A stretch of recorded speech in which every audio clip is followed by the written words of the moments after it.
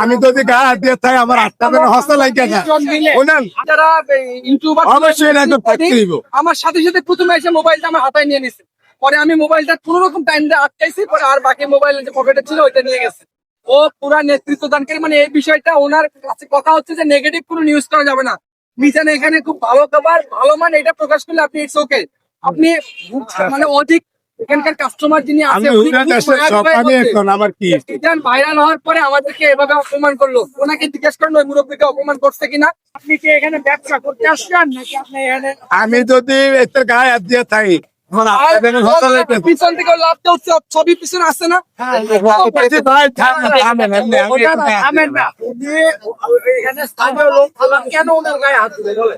না এমনি কেউ স্থানীয় একজন ছিল না ভাই ও মুখে বলে এটা সব ইউটিউবারের লোক, এটা সব ও ইউটিউবার। মারমুখী হয় প্রথমের ভিডিও দেখাচ্ছি। আপনি প্রথম দেখেন যে মিজান দৌড় দিয়ে আসছে।